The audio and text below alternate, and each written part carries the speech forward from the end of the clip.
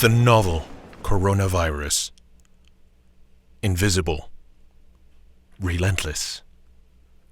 It is the unseen enemy that has literally forced civilizations to shut down more than a half of the world just to prevent its spread. Later named as the COVID-19 virus. This coronavirus has brought economies and the health of human beings across the globe to its knees since the end of 2019.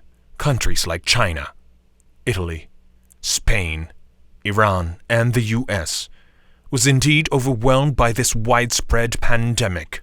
Among the heavily hit and nearing almost 1.5 million infected people is embattled United States of America, with its repeatedly criticized mismanaged government often hitting back and deflecting towards blaming China, while the whole world is trying to stay at home so as not to overwhelm its respective healthcare systems. The US is the first heavily hit country that is trying to reopen a divided and confused nation to prioritize its ailing economy.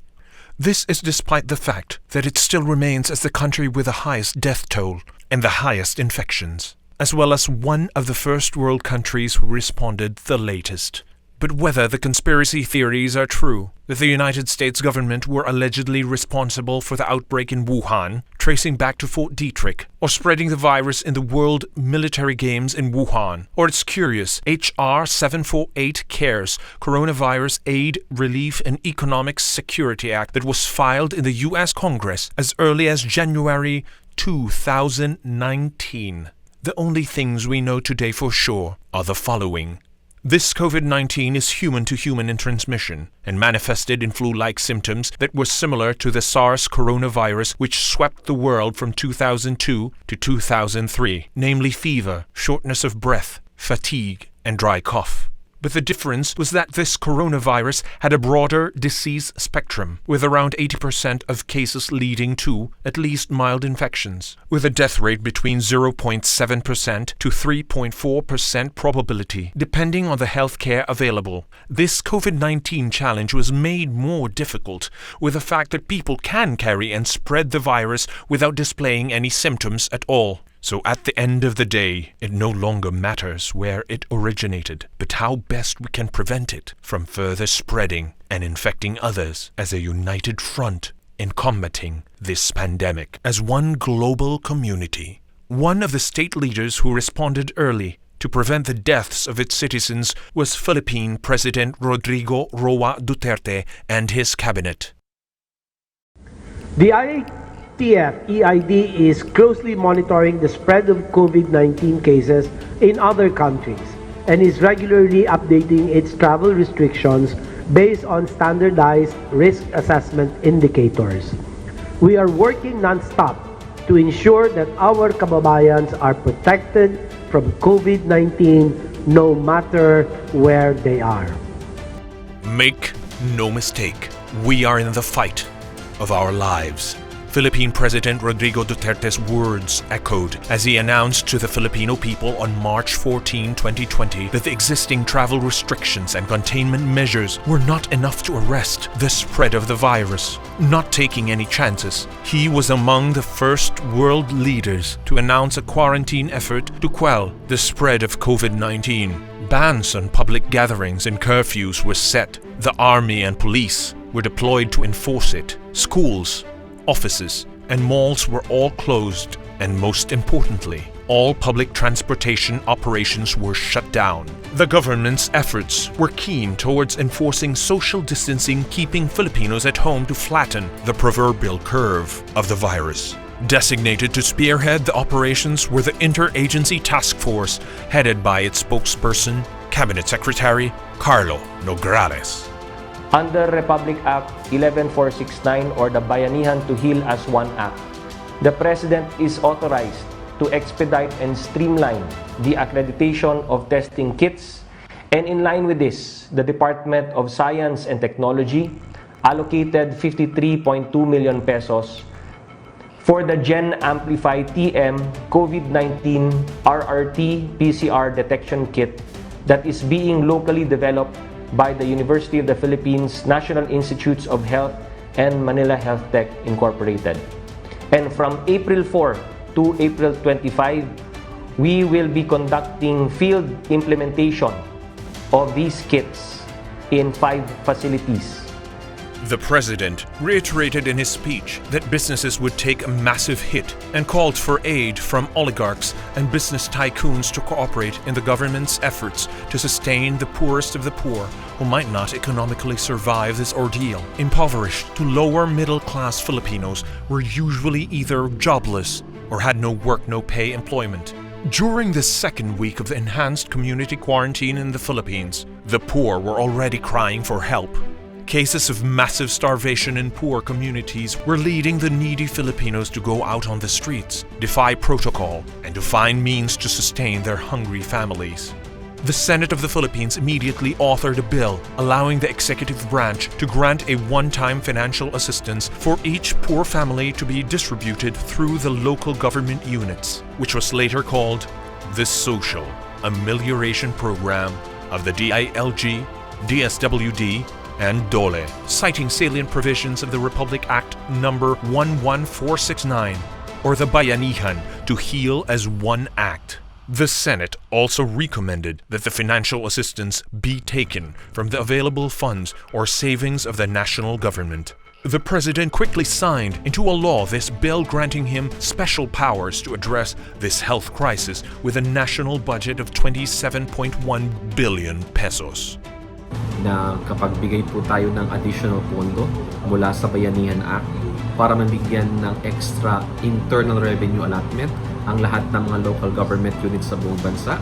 Pangalawa po, ang DILG ay nanguna rin sa implementasyon ng ating enhanced community quarantine. Ang ating pong kapulisan ang nag-set up ng mga checkpoints. Ang ating pong mga barangay ang nag-issue ng mga quarantine passes. At ang ating pong mga kapulisan din ang nag-implementa ng curfew na ipinasa ng mga iba't ibang local government units sa buong bansa. At pangatlo pong napakalaking tungkulin ng DILG, sinaguro po ng DILG na gumalaw ang mga barangay para maihatid kaagad-agad sa ating mga mahihirap na mga kababayan ang tulong ng gobyerno sa panahon ng pandemya. At DILG rin po ang nag-iimbestiga ng mga katiwaliang di umano ay ginawa ng ating mga barangay sa panahon ng pamimigay ng social amelioration programs. The Department of Interior and Local Government and the Department of Social Welfare and Development was inundated with questions and requests for the release of the social amelioration funds promised by the President. In these desperate times, compassionate private entities, groups, and organizations started taking up the gauntlet to help however they can and go forth into the fray to help the poorest of the poor, despite the fact that it would put them at risk. But even before the President's call for the business industries to help in securing funds for the procurement of PPEs and the enhanced community quarantine, Chinese General Hospital's Philippine Chinese Charitable Association Incorporated, or PCCAI, and the Filipino Chinese General Chamber of Commerce were already doing their rounds to help various LGUs, headed by PCCAI President and Chief Executive Officer, philanthropist, and business magnate Dr. James G.D. and the Filipino Chinese General Chamber of Commerce President, Mr. Ramon Chuaying. These influential Filipino-Chinese groups donated several hundreds of thousands of pesos for the purchasing of medical supplies such as alcohol, face masks, hand sanitizers, and equipment such as digital thermometers. The initiative was launched and first rolled out in Pasay City with its mayor, Emmy Calixto Rubiano, gladly receiving the face masks and other items for frontliners.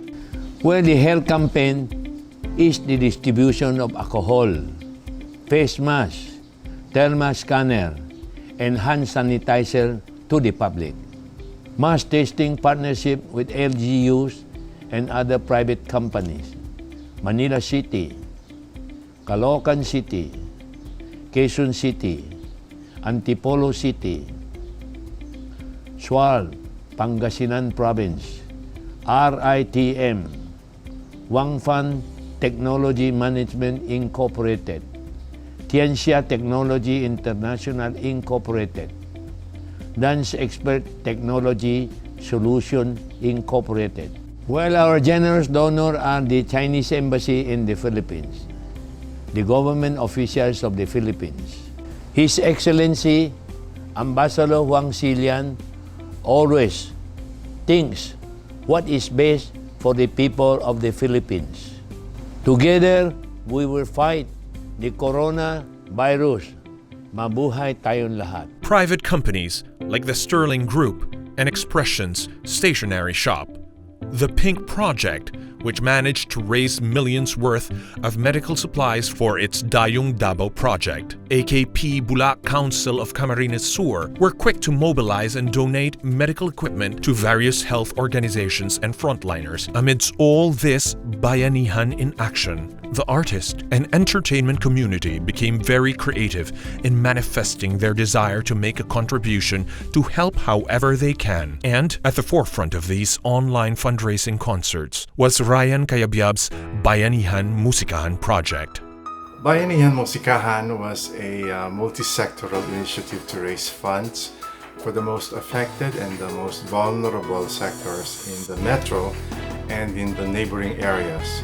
The platform used for raising funds was through free online concerts given by the various Filipino artists. We are a non-political, non-religious group which rallied civilians and the taong bayan to come together to help each other in this pandemic. Although we had envisioned it to last for about probably 3 days, 3 nights, it went on and on because we did not realize the avalanche of the volunteer artists and people on the ground. We produced about 170 online concerts and raised over 90 million pesos in cash and pledges and about 30 million in kind. Other celebrities like Freddie Aguilar, Katrina Halili, Ann Curtis, and Alex Gonzaga were either donating or caught packing relief goods while doing their fair share to help our frontliners or displaced workers. Maine Mendoza even had her own Do Nation drive to raise funds for displaced workers. Actors like Ronnie Liang was even working as a frontliner and army reservist at the checkpoints, escorting stranded Filipinos into military transport. Also, the two big networks in the Philippines, ABS-CBN and GMA, each made tribute videos to our frontliners, with much of the artists on their roster participating in them. The basic foundation of the president is really the most of the Filipino people here at the bottom of the pyramid are the ones really challenged. And as they face something like this, it becomes even more challenging for these people at the bottom of the pyramid because whatever resources they have on family savings and whatever the resources they have in their business, in this kind of situation can be wiped out instantly. No? Unlike those in the middle and the higher that can afford, they have a lot more leeway in challenges like this.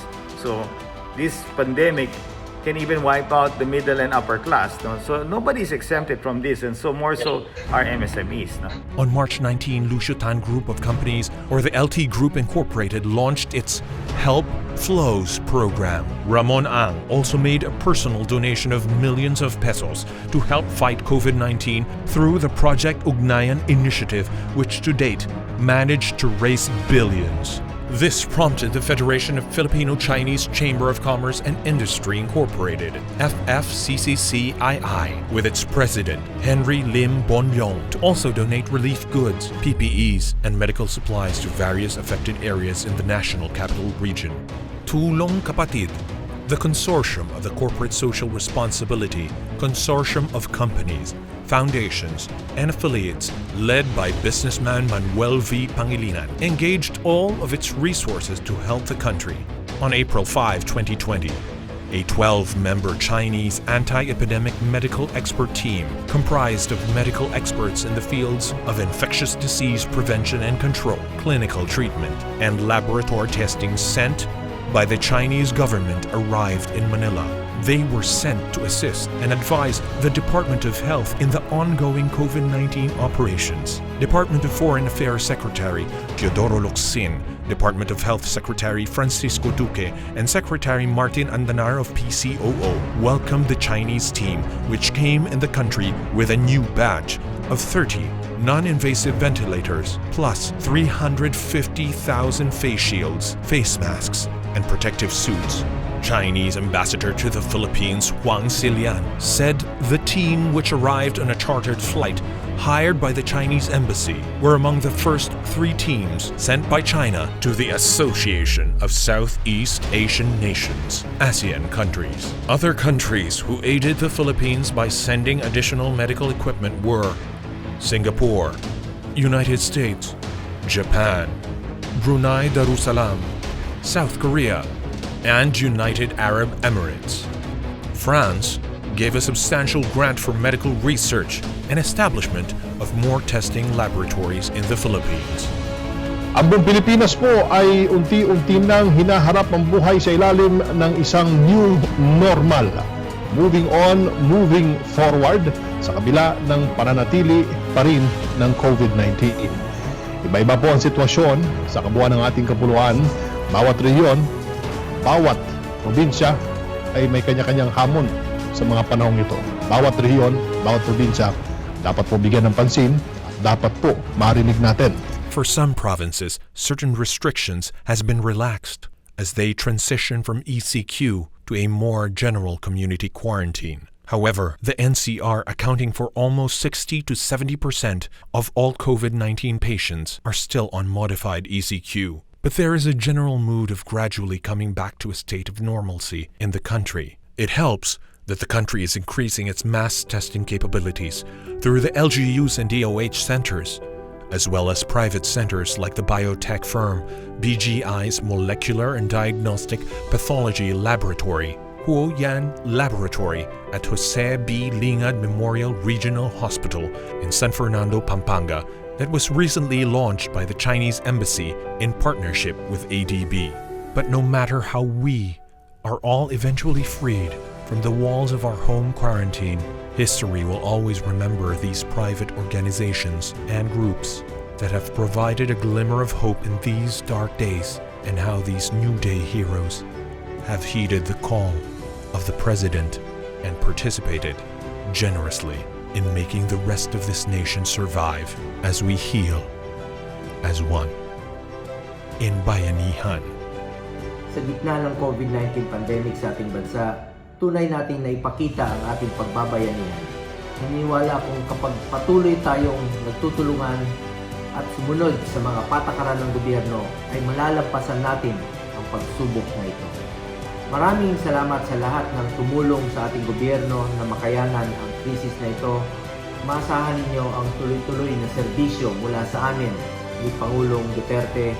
Wala po kaming ibang hangarin kung hindi kabutihan ng bawat Pilipino. Maraming salamat po. In Bayanihan, these are the stories that lie true in the heart of every Filipino, that in times of adversity, our togetherness and compassion will truly lead us to victory and restore our country's health and future for generations to come. These are the stories of the brave new heroes helping in private, the modern-day Bayanis in this Filipino tradition that is Bayanihan. As we await for a brand new day that we can finally rejoice and heal as one.